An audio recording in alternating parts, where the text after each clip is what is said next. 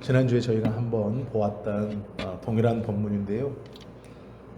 오늘 이 본문을 보는 두 가지 이유가 있습니다. 하나는 지난번에 보았던 본문에 미처 저희가 다루지 못했던 다른 한 부분이 있고, 또 하나는 이제 우리가 다음 주에 볼 예수님의 현현의 모습에 대해서 풀무불 속에 이 세 명의 사람들과 함께 계시는 한 분, 그 예수님의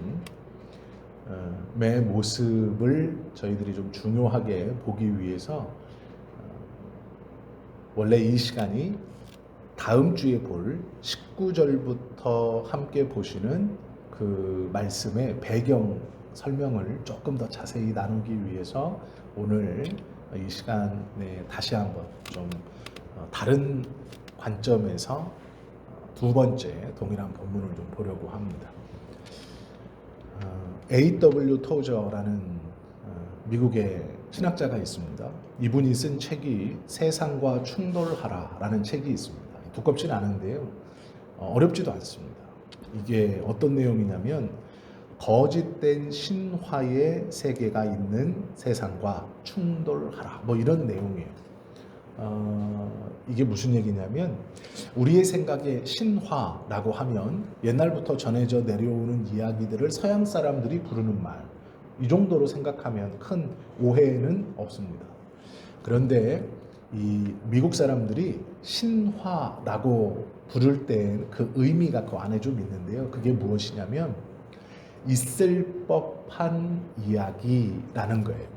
있을 법한 이야기. 이게 무슨 얘기냐면 없는데, 없어요. 실제로는 없는데 신화, 있을 법한 이야기를 그럴듯하게 이야기를 잘 꾸며서 있을 것 같다, 있다, 이렇게 만들어 놓은 이야기, 그걸 신화라고 부르는데요.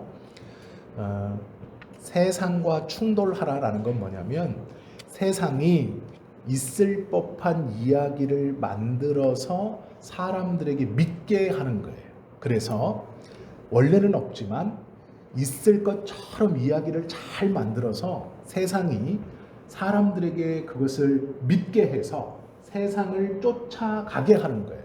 무엇인가 있는 것처럼 신화를 듣고 그 신화에 빠지고 그 신화를 믿고 그 신화를 신뢰해서 아무것도 없지만 실제로는 있을 법하다, 있다라고 생각해서 그 세상을 막 쫓아가는, 그 세상과 정면으로 부딪혀라.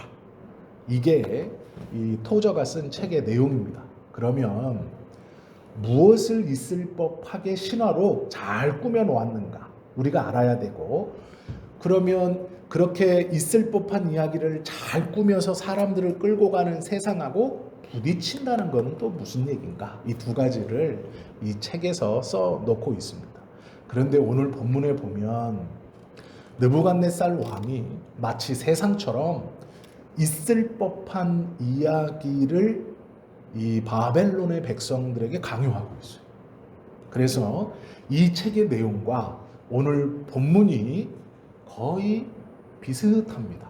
그리고 이 본문을 잘 이해해야 우리가 이제 다음 주에 볼 새 친구와 함께 계시는 이분에 대해서 이미 우리는 다 알고 있지만 더 자세히 왜 다니엘은 이 이야기를 지금 이 본문에 넣어놨을까를 이해할 수 있게 됩니다. 세상은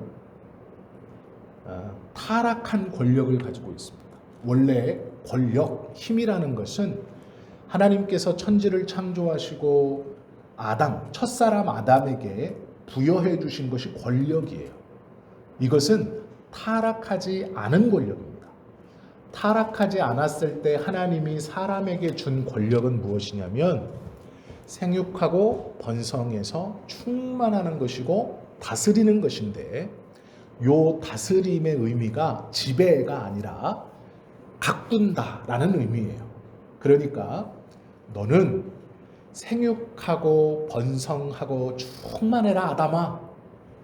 생육하고 번성하고 충만해라. 그 이유가 뭐냐면 내가 이 땅에 놓아둔 그 모든 것들을 잘 보호하고 잘 가꾸고 잘 키우고 해야 되기 때문이다, 이런 말이에요. 그래서 권력이라는 말은 하나님이 아담에게 주신 그 첫 번째 권력은 양육이었어요. 잘 키우는 것, 잘 보존하는 것, 굴림이 아니라. 그런데 세상은요, 타락한 권력을 씁니다. 양육이 아니고 지배예요. 위에서 아래로 눌러요. 빼앗습니다. 자신의 것을 더 화려하고 더 크게 보이기 위해서 빼앗아요. 그래서 아무것도 없는 것 앞에 화려한 것을 엄청나게 쌓아놓고 그 뒤에 정말 뭔가가 있는 것처럼, 아무것도 없어요. 알맹이는 없는데 그 앞에다가 화려한 것들을 뺏어서 한가득 쌓아놓고, 자, 이거 봐라, 너희가 좋아하는 이것이 눈앞에 산처럼 쌓여있다. 그런데 이 뒤에 너희는 상상할 수 없는 그 무엇이 있다.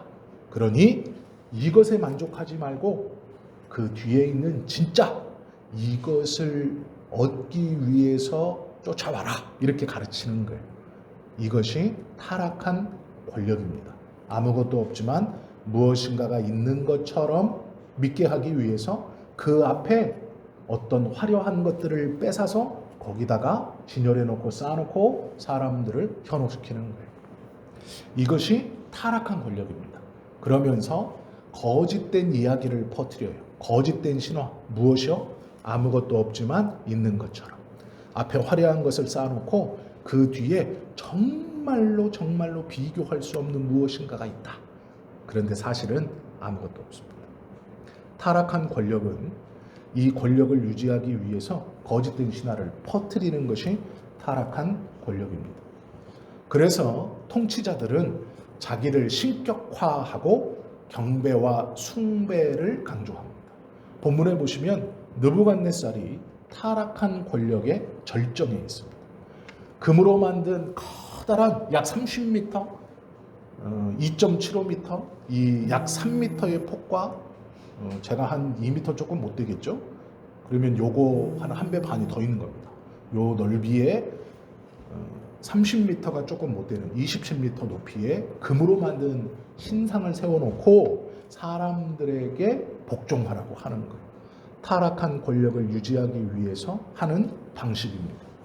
권력을 유지하기 위해서 1절에 보시면 그 신상을 금으로 머리에서부터 발끝까지 싹 도배합니다. 미화예요. 아름답게 꾸밉니다. 화려하게 꾸며요. 그래서 말하는 것이죠. 우리 바벨론은 가장 안전하고 가장 화려하고 가장 힘이 있는 나라다. 우리나라는 끝이 없다. 이 금처럼 영원한 나라다라고 이 신화를 퍼뜨리죠. 이유는 자신의 정권 때문입니다. 타락한 권력을 유지하려고 하는 것. 이렇게 앞에다가 어떤 화려한 것을 세워놓고 이 타락한 권력을 유지하기 위해서 또 하나 하는 것이 있습니다. 3절에 보면 그 신상에게 절하라, 즉 복종을 강요합니다. 타락한 권력은 사람들을 지배하려고 합니다. 왜 그러냐면 그래야 내 권력을 유지시켜 갈 수 있죠. 그래야 내가 눈앞에 쌓아놓는 이 화려함에 정신이 뺏기고 이 화려함에 사람들이 현혹되어서 그 뒤에 사실은 아무것도 없기 때문에 나만이 가지고 있고 내가 줄 수 있고 나만 소유하고 있다는 그 뒤에 아무것도 없는 이것에 관심을 두지 못하게 하고 내가 나눠주고 내가 뺏어서 앞에 진열해 놓고 선심을 쓰듯 나누어주는 요 화려한 앞에 세워둔 것에 만족하게 만드는 방법이 지배예요. 복종입니다. 그래서 금신상을 세워놓고 자신의 권력을 지키기 위해 그 신상에 절해라 라고 3절은 이야기합니다. 이것이 타락한 권력을 지켜가는 세상의 두 번째 방법. 세 번째 방법이 있습니다. 이것에 넘어가지 않으면 폭력을 사용합니다. 6절 풀무불에 던져 넣어 죽여라 라는 거죠. 타락한 권력을 유지시키기 위해서 공권력이라는 폭력을 사용해서 억압하고 그들을 제거합니다. 왜 그러냐면 자신의 권력, 즉 체제를 유지하기 위해서 폭력을 쓰는 것이죠. 이 폭력을 조금 유식한 말로 구속적인 폭력이라고 부릅니다. 이 구속적인 폭력이라는 것이 무엇이냐면 거룩한 명분으로 휘두르는 폭력이에요. 예를 들어 이런 겁니다. 질서를 지켜야 됩니다. 저거 어기는 것들 본보기로 잡아와. 매를 때리고 사람들이 보는 앞에서 억압해서 너희들 말 안 들으면 이렇게 돼. 나도 폭력 쓰기 싫어. 그런데 어쩔 수 없어. 이것은 질서 유지를 위해서야 라고 행하는 폭력을 구속적인 폭력이라고 명명합니다. 이게 사회학에서 다 있는 말이에요. 타락한 세상 권력은 세속 권력을 지키기 위해서 화려하게 꾸미고 그 화려함에 복종하게 하고 유혹하고 그것에 따르지 않을 시 폭력을 사용합니다. 구속적인 폭력을 사용하여 자신의 힘을 지키려고 하죠. 남을 살리기 위해서 어쩔 수 없이 폭력을 썼다라는 정당화, 이 체제를 유지하고 이 나라를 유지하기 위해서 어쩔 수 없이 폭력을 썼다라고 말하는 것이죠. 6절에 보면 그 질서에 순응하지 않는 악한 사람 3명을 풀무불에 던져넣어 그 체제를 유지하려고 합니다. 느부갓네살이요, 금신상 세워놓고 사람들 다 모아놓고 절하라 그랬는데 3명이 절을 안 합니다. 체제에 반대해요. 내가 꿈꾸고 있는 타락한 권력을 유지시켜가는데 이 3명이 반대하는 거예요. 고개 뻣뻣이 들고 있습니다. 그러니까 어떻게 합니까? 폭력을 쓰죠. 이걸 유지해가는 정당성 있는 공권력이라고 말하는 폭력을 써요. 그래서 자신의 체제를 유지하려고 하죠. 그래서 풀무불에 집어 넣어버립니다.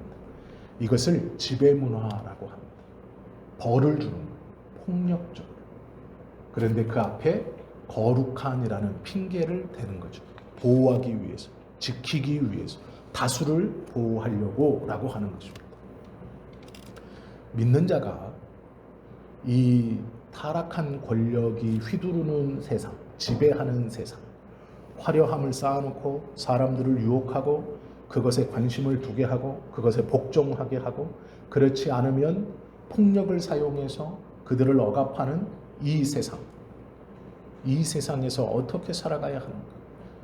믿음을 가진 내가 과연 하나님 앞에 부끄럽지 않기 위해서는 어떻게 살아가야 하는가? 그것을 오늘 보여주는 것이 이 본문이에요. 예레미야 1장 10절 말씀에 보면 이런 말씀이 있어요. 보라, 내가 오늘 너를 여러 나라와 여러 왕국 위에 세워 내가 그것들을 뽑고 파괴하며 파멸하고 넘어뜨리며, 여기까지가 첫 번째 단락이에요. 하나님께서 하나님을 믿는 자들을 오늘 여러 나라와 여러 왕국, 즉 세상의 모든 세상 위에 세워서 내가 오늘 너를 세워서 무엇이라고 말하냐면 그 세상 여러 나라와 왕국들을 뽑고 파괴하고 파멸하고 넘어뜨리게 하겠다, 이렇게 말하는 거예요. 내가 오늘 너를 세상 가운데 세워서 그 나라와 왕국 세상을 뽑아서 파멸하고 파괴하고 넘어뜨리게 하겠다. 그런데 이렇게 해서 끝이 아닙니다. 그 뒤에 말씀이 붙어요. 두 번째 단락이에요. 건설하고 심게 하였느니라 하시니라. 이것이 믿는 사람이 세상을 살아가는 소명이고 하나님께서 우리에게 원하시는 믿는 자의 삶의 모습입니다. 아리송해요. 이게 도대체 무슨 말인가? 말하는 건 이해가 돼요. 타락한 권력이 세상의 권력이고 세상의 권력이 자신의 것을 지키고 이 타락한 권력자가 자신의 권력을 지켜가려고 신상, 화려함을 앞세워서 사람들을 미혹하고 그것에 굴복시키고 그러지 않을 시 폭력을 가하면서 자신의 권력을 지키려고 한다. 이것이 타락한 권력을 유지해가는 세상의 방법이고 타락한 군주의 방법이다.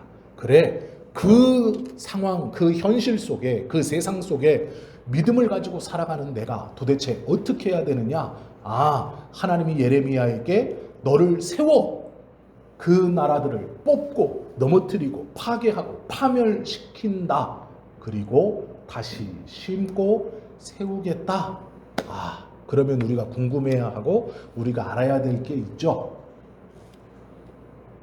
믿음을 가지고 이 땅을 살아가는 우리는 두 가지의 소명을 가지고 사는 것. 이건 모든 그리스도인들이 가장 넓게 품어야 하는 사명입니다. 첫째, 폭로예요. 폭로. 뭘 폭로하는 거예요? 세상이 유혹하고 가르쳐주는 것, 뭔가가 있다고 말하는 것 없는 것이다. 세상이 우리에게 달콤한 이야기로 신화처럼 없지만 있는 것처럼 우리 앞에 화려함, 이 끝에 뭐가 있다. 이 성공의 끝에, 이 부의 끝에, 이 만족의 끝에, 이 즐거움의 끝에, 이 무엇의 끝에 있다라고 가르치는 이것은 사실 아무것도 아니다. 그건 중요한 것이 아니다. 그건 우리에게 만족을 줄 수 없다. 우리는 그것을 폭로하며 살아가는 사람들이에요. 세상이 화려하게 세워놓은 금신상, 모든 권력의 정점이고 모든 사람들의 시야를 빼앗고 그 금신상을 만드는 느부갓네살이 베푸는 권력과 향락과 쾌락과 만족은 사실 아무것도 아니다. 그 뒤에 아무것도 없다. 세상이 신화처럼 가르쳐주는 거짓 신화, 그것이 거짓말이라고 폭로하는 것이 우리의 첫 번째 사명. 그래서 믿는 자는 세상을 떠나서는 안 됩니다. 세상 속에 그 세상의 오류와 그 세상의 잘못됨을 폭로하며 살아가는 것이 첫 번째 자세예요. 이 세 명의 사람들, 이름이 기록되어져 있는 사드락, 메삭, 아벳느고가 하는 행동을 보세요. 느부갓네살이 금신상을 세워놓고 머리부터 발끝까지 금으로 된 신상을 세워놨죠. 그리고 나서 절하라 라고 말했는데 이 세 명의 사람들이 절하지 않고 가만히 서 있습니다. 그러니 느부갓네살이 폭력을 행사합니다. 극렬히 타는 풀무불에 집어넣어버려라 라고 말하는 거예요. 그런데요, 느부갓네살이요, 선심 쓰듯 기회를 한번 줍니다. 너희가 절하지 않았다고 내가 들었다. 끌려왔어요. 다시 한번 기회를 주겠다.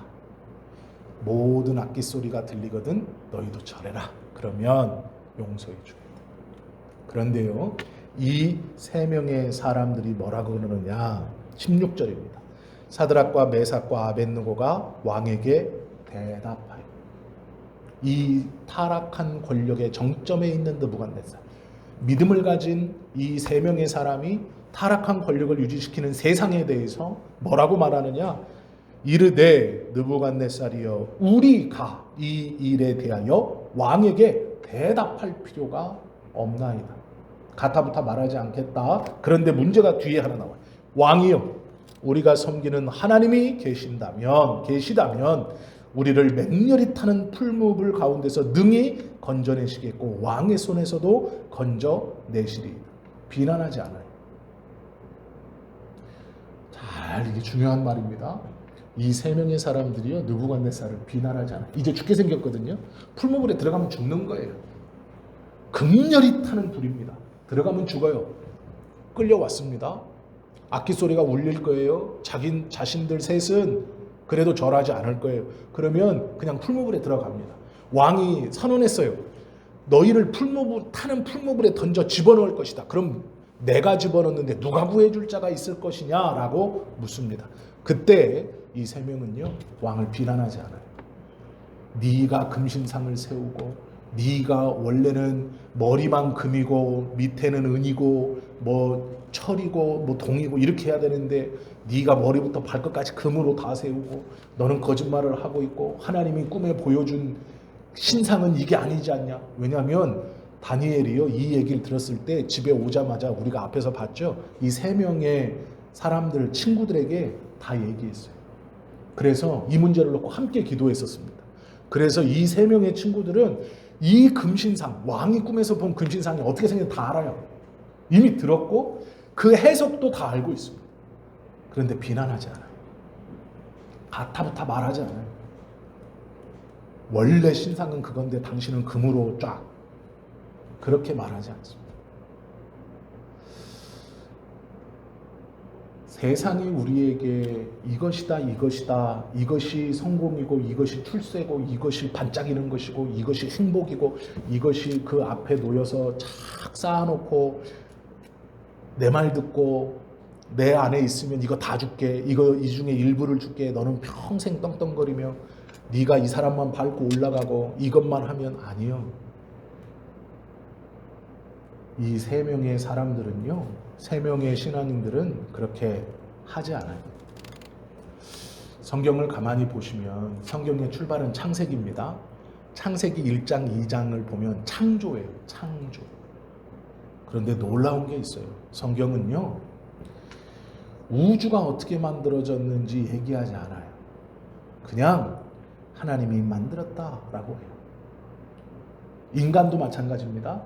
하나님이 만들었다라고 해요. 왜 그러냐면 창세기, 고대 시대에 해와 달과 별은 다 신화였어요. 그리고 숭배의 대상이었어요. 그런데 창세기는요, 그것들이 신화가 아니다. 어떤 특별한 이야기, 어떤 특별한 능력, 해가 어떤 능력이 있고 달이 어떤 능력이 있어서 거기다 치성을 들이면 해가 너희를 도와주고 달이 너희를 도와주고, 그런 신화 없다. 창세기는 선언하는 거예요. 하나님이 만들었어요. 그런 신화가 있는 물건들이 아니다. 그런 어떤 존재들이 아니고 하나님이 만들었다. 창세기는 그렇게 시작해요. 사람도 마찬가지입니다. 왜 사람 창조가 있냐면, 하나님이 만들었다고 선언하냐면, 이 당시 사람들은요, 신이 만든 건 황제밖에 없어요. 왕밖에 없어요. 제국의 주인들밖에 없어요. 나머지는 하등 인간들이 평등하지 않습니다. 신의 모양을 본따 만든 것은 누구예요? 황제예요. 느부갓네살이에요. 최고 권력자 한 명이에요. 타락한 권력을 움켜쥐고 있는 그 한 사람, 그 한 사람이 신의 후손이고 신의 모양이고 신의 모양대로 이 땅에 온 대리자고 후계자예요. 그런 세상에 창세기는요, 모든 사람이 평등하다 얘기하는 거예요. 모든 사람이 똑같다. 하나님이 창조했다. 하나님의 후손이다. 왕도, 귀족도, 평민도, 노예도, 그 노예에서 또 나누어 있는 그 아무도 주목하지 않았던 세상의 모든 사람, 그것으로 가득 차 있는 세상에 성경은 해, 달, 별 하나님이 만들었다. 그들은 신화의 존재가 아니다 라고 선언하고 출발하고, 황제, 왕, 권력을 가진 사람만 신의 후손, 신의 모양 아니다. 모든 인간을 하나님이 만들었다. 하나님의 후손이다. 똑같다 라고 얘기하는 거예요.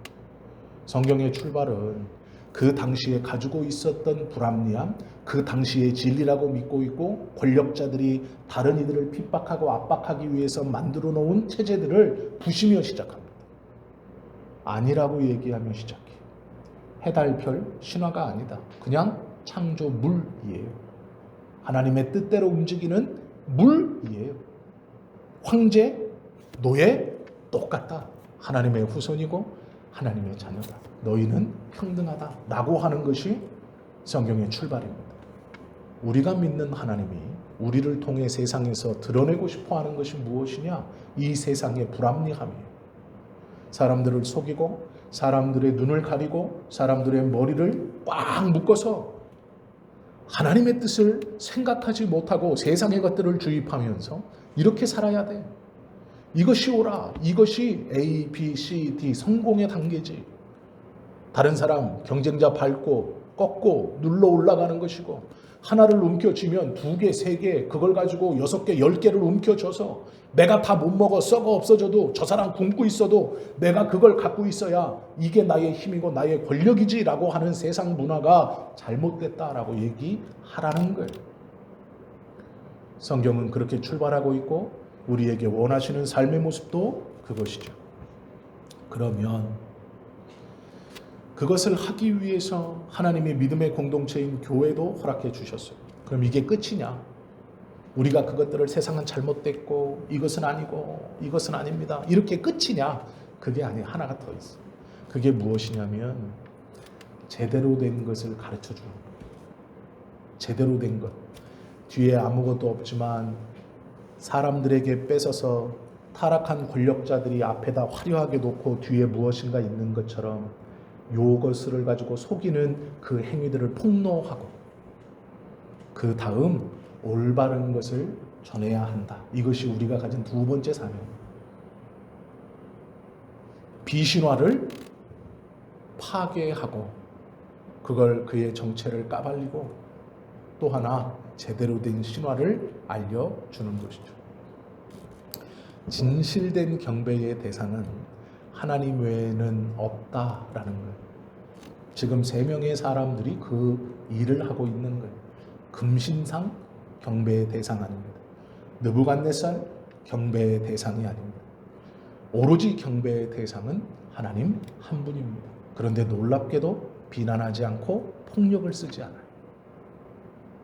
놀랍게도 약함을 가지고 강한 세상에 강한 느부갓네살에 대적합니다. 그러나 비굴하지 않아요. 이 3명의 사람들이 하나님께서 주신 초능력을 가지고 그 광야에 모여있는 모든 사람들을 물리치고 성상을 막 파괴시키고 하나님이 이 3사람을 슈퍼맨으로 만들어서 거기 있는 바벨론 군대들을 다 물리치게 하고 그거 봐라 하나님이 우상 세우니까 너희들 우리를 통해서 싹 쓸어버리고 싹 죽여버리고 깨끗하게 하지 않냐. 그렇게 하지 않는다는 거예요. 그렇게 말하지도 않고요. 그렇게 행동하지도 않아요. 거들먹거리지도 않아요. 비아냥거리거나 비꼬지 않습니다. 경배받을 것은 금신상 아닙니다. 느부갓네살 당신도 아닙니다. 우리가 경배해야 할 것은 오로지 하나님입니다. 그분이 우리를 지켜주실 것입니다. 그러나 그렇게 하지 아니하셔도 나를 지켜주지 아니하셔도 우리는 그분만을 경배할 것입니다. 그것이 18절이죠. 그렇게 하지 아니하실지라도 왕이여 우리가 왕의 신들을 섬기지도 아니하고 왕이 세우신 금신상에게 절하지도 아니할 줄을 아옵소서. 경배받을 분이 누구인가? 하나님. 저 금신상이 아니라는 것, 느부갓네살이 아닌 것을 폭로하고 오로지 경배받을 분은 하나님이라는 것을 이야기하고 있죠. 이것이 믿는 자가 살아가야 하는 세상에 대한 태도예요. 이 3명의 사람들은요, 바벨론에서 도망가지 않아요. 바벨론 체제를 부정하지 않아요. 왜요? 하나님이 살게 하셨다는 걸 알아요. 하나님이 나라를 멸망케 하시고 포로로 1차 포로기 3,000명 끌려올 때 바벨론에 이 다니엘을 포함해서 이 3명의 친구들을 1차 포로기 3,000명 데리고 들어올 때 왜 데리고 들어왔는지 나는 이해 못하지만 내가 이곳에 살아가는 이유 하나님께서 보내셨고 하나님이 살게 하시고 하나님께서 나에게 이 땅에 살며 원하는 것이 있다는 걸 알아요. 절대로 내가 잃어버리면 안 되는 2가지. 하나는 거짓된 세상을 폭로하는 것, 또 하나는 올바른 하나님에 대한 신앙, 올바른 신화를 전파하는 것. 그것이 우리가 지금 이 땅을 살아가는 이유예요. 그러나 그 방법이 비난하거나 비아냥되거나 폭력적이지 않다라는 거예요. 오히려 약함을 가지고 나아가는 거예요. 몸부림치지 않습니다. 이들을요 꽁꽁 묶어요. 꽁꽁 묶는 이유는 당연하죠. 뜨거운 불이 있는데 거기다가 들어가라고 하면 누가 들어가겠어요? 상식적으로 도망치려고 그러고 발버둥치고 뒤로 빼려고 그러죠. 그러니 꽁꽁 묶었어요. 그런데 문제는 뭐냐면 휙 던지니까 그냥 휙 들어가요. 반항하지 않아요. 악을 쓰지 않아요. 나는 죽을 수 없어. 아니요, 그렇게 안 해요. 나는 묶일 수 없어. 아니, 그런 것도 안 해요. 이들의 무기는 약함이에요. 그런데요, 패배주의가 아닙니다. 아유, 세상하고 대적해봐야 어쩔 수 없이. 바벨론 군인들하고 대적해봐야 내가 뭐 어떻게, 저 느부갓네살 내가 어떻게 이겨. 그런 패배주의가 아니에요. 그렇다고요, 승리주의도 아니에요. 느부갓네살이 27m 신상 세웠으니까 야, 우리는 막 30m, 60m 세워가지고 이거보다 더 큰 거 세워가지고 이겨버리자. 이런 승리주의도 아닙니다. 비굴하지 않지만 비난하지 않아요. 폭력적이지 않아요. 더 큰 힘으로 누리려고 안 해요. 자신의 연약함과 부족함을 그대로 가지고 나가요. 폭력적으로 싸우지 않습니다. 세상의 권위에 어떤 힘으로 대적하는 게 아니에요. 그때 이 세 명의 사람들에게 드러나는 것이 믿음이에요. 하나님이 지켜주실 겁니다. 그런데 더 놀라운 고백을 하죠. 지켜주시지 않아도 우리는 당신의 금신상에 당신이 원하는 그 가짜 신들에 경배하거나 그들을 섬기는 일은 없습니다. 이것이 폭로와 또 하나의 온전한 것들을 가르치는 믿는 자가 세상을 살아가는 소명을 가지고 살아가는 자의 모습이에요. 그러나 그 무기가 연약함입니다. 그 무기가 그 연약함 뒤에 이 연약함과 함께 있는 뗄 수 없는 믿음인 거예요. 더 큰 것을 만들어서 코를 납작하게 해주자. 그게 아니고요. 아유 할 수 없어. 그것도 아니에요. 놀라운 것은요. 3명만 있는 것도 참 큰 거죠. 만약에 혼자 있어 보세요. 마음이 약해졌을 거예요. 그래서 성경은 3명을 항상 같이 써요. 이름을. 차례대로 같이 탁 써놔요. 그런데 이 3명 있는 것도 부족해요. 성경에서 우리가 다 아시는 말씀인데요. 이 전도서 말씀 보면 이 3명이라는 의미가 있습니다. 이게 무엇이냐면 제가 전도서 말씀 하나 읽어드릴게요. 4장 9절부터 11절 말씀인데요. 두 사람이 한 사람보다 나음은 그들이 수고함으로 좋은 상을 얻을 것입니다. 혹시 그들이 넘어지면 하나가 그 동물을 일으키려니와 홀로 있어 넘어지면 붙들어 일으킬 자가 없는 자에게는 화가 있으리라. 한 사람이면 패하겠거니와 두 사람이면 맞설 수 있나니 세 겹줄은 쉽게 끊어지지 아니하니라 라고 전도서 말씀이 있어요. 이 세 사람의 이야기들을 3명의 이름을 같이 기록하고 이 3명이 한 명처럼 행동하잖아요. 그런데 문제는요. 사람 셋이 있는 것도 참 힘이 되고 쉽게 꺾이지 않고 하나님의 뜻을 온전히 이룰 수 있는데 3 그리고 옆에 가로 하나가 있는 거예요. 지금 요 가로가 우리가 다음 시간에 볼 건데 우리는 알아요. 요 가로에 들어갈 일이 누구예요? 예, 하나님. 3명과 플러스 가로가 하나 있어요. 3사람만 있다면 약함이 무기가 될 수 없어요. 3사람만 있다면 믿음이 승리를 가져오지 못해요. 3사람만 있다면 역전하지 못해요. 다 죽는 거예요. 그런데 이 셋과 함께 뭐가 하나 더 있어요. 3과 함께 1이 하나 더 있어요. 이 1이 더해져야 되는 거예요. 그때 겸손이 무기가 됩니다. 믿음이 무기가 돼요. 그때 하나님께서 원하시는 믿는 자의 사명을 지켜갈 수 있어요. 폭로와 심는 것. 폭로와 재폭로. 첫 번째 폭로는 거짓된 세상의 거짓된 타락한 권력에 대한 폭로. 우리를 꼬시고 있고 이것입니다. 화려하게 수놓았지만 아니다 라는 것을 폭로하는 것. 또 하나 재폭로는 진짜는 이겁니다 라고 드러내는 거예요. 진짜는 이겁니다. 그렇게 할 수 있는 이유는요. 3 더하기 1 요때 가능한 거예요. 3만 있으면 실패해요. 3 더하기 1 하나가 더 있어요. 3명의 사람 그리고 한 분이 더 계셔야 돼요. 그래야 승리할 수 있다라는 것이죠. 3은 꼭 있어야 돼요. 중요합니다. 성경도 말해요. 혼자는 쉽게 넘어진대요. 만약에 둘이 있으면 하나가 넘어지면 하나가 일으켜 세울 수 있대요. 그런데 셋은 쉽게 끊어지지 않는 거예요. 그래서 공동체가 필요한 거예요.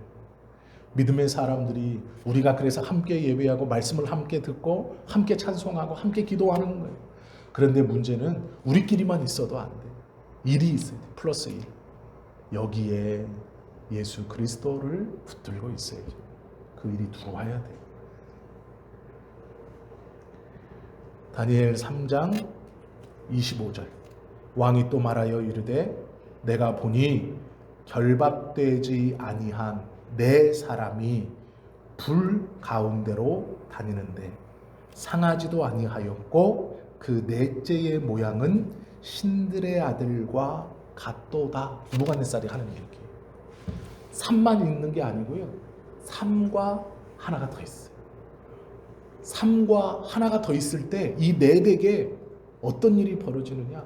머리칼 하나도 타지 않는 놀라운 일이 벌어져요.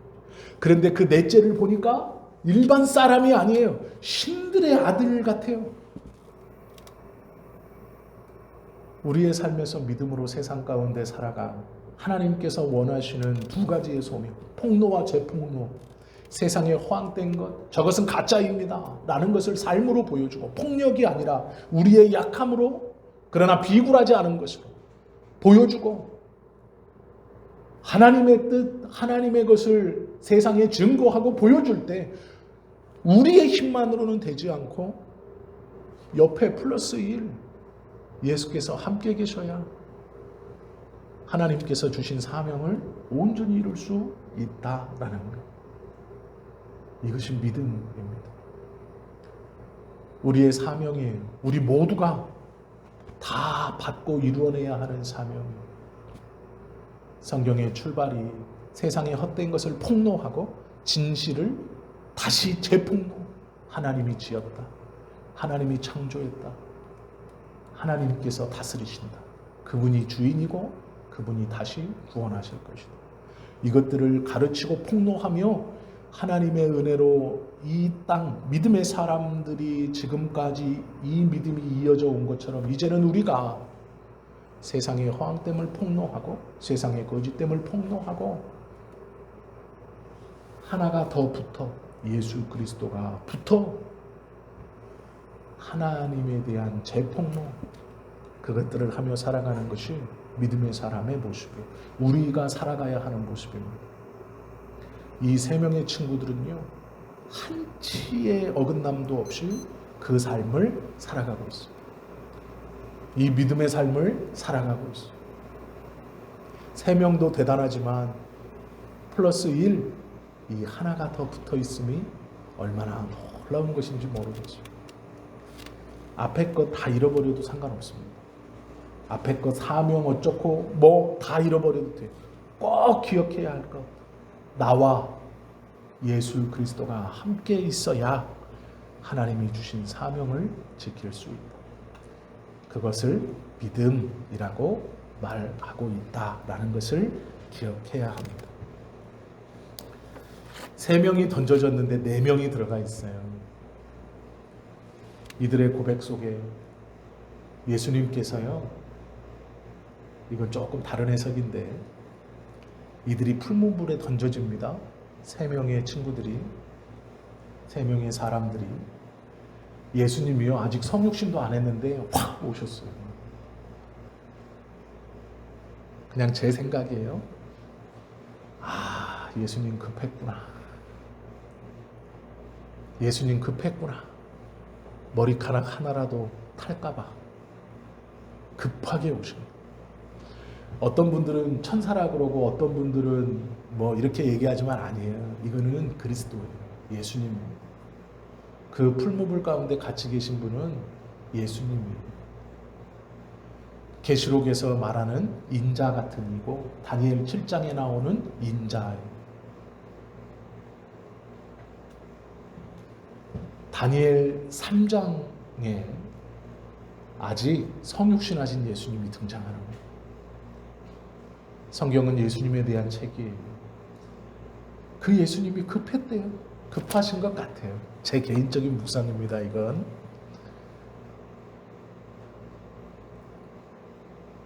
하나님의 백성, 세상에서 하나님의 사명을 이루고 가려고 하는 저들, 풀무불 가운데 던져지는 그 순간 주님이 함께 있어요. 뒤에서 두고 볼 수만은 없어요.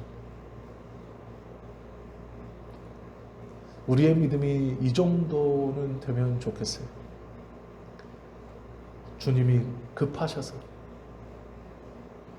내가 너와 함께 있다. 급하게 하나님께서 주신 사명을 이루는 그 순간 우리의 연약함이 앞세워지고 우리가 믿음을 가지고 나아가는 순간 주님이 우리 옆에 서서 탁 붙드시는 그 은혜, 이 다니엘과 또한 이 세 명의 친구들이 직접 경험하고 누리고 그것을 기록하면서 글로는 100% 전달이 안 되겠죠.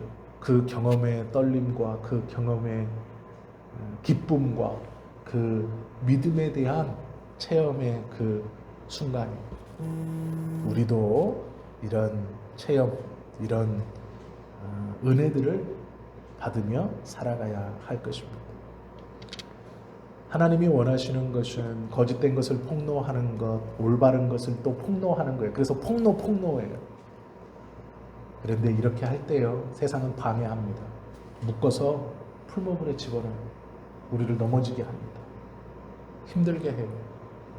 우리가 넘어질 수 있습니다. 고통받을 수 있어요. 그런데 꼭 기억할 것은 넘어지냐 안 넘어지냐가 중요한 게 아니에요. 넘어질 수 있어요. 강력한 힘이, 타락한 권력이 자신의 것을 지키기 위해서 폭력을 가지고, 거룩한 폭력, 그 이름으로 우리를 누르면 우리는 넘어지게 돼 있어요. 그런데요, 방향은 잃어버리면 안 돼요. 넘어질 수는 있는데 방향은 기억해야 돼요. 방향을 잃어버리면 안 돼요. 하나님이 원하시는 것이 무엇인가? 그것이 우리의 믿음이어야 한다라는 것이죠. 그리고 그 믿음이 우리에게 다 있어요. 성지교회가 설립된 지 39년 됐습니다. 저는 온 지 얼마 안 됐지만 우리 권사님들은 처음부터 계신 분도 있으시잖아요. 얼마 안 있어 오신 분도 있으시잖아요. 10년, 15년, 20년 같이 이 교회와 함께 하셨잖아요. 믿음의 연수가 남들의 옆에 부끄럽지 않은 연수이시잖아요. 그러면 하나님께서 원하시는 이 믿음의 삶을 살아가실 수 있어요. 가셔야 해요. 그래야 하나님께서 이 땅에 성지 교회를 세우시고 믿음의 공동체를 세우신 그 목적 중에 하나가 권사님들을 통해, 우리들을 통해 이루어지는 것이죠. 그렇게 이루어 드릴 수 있어야 하는 것이죠. 나의 안전과 내 삶의 유지를 위해서 사는 것이 아니에요. 믿는 사람들은. 하나님이 원하시는 삶의 길은 우리 앞에 펼쳐져 있어. 우리가 주님을 붙들고 이 길을 이제 가는 삶입니다. 힘들고 어렵겠지만 주님의 임재 안에서 우리가, 그리고 우리 교회가 쓰임받기를 하나님께서 살아라 하는 그 삶의 방향 그대로 믿음을 가지고 걸어가시는 저와 여러분들 다 되시기를 예수님의 이름으로 축원합니다. 기도드립니다.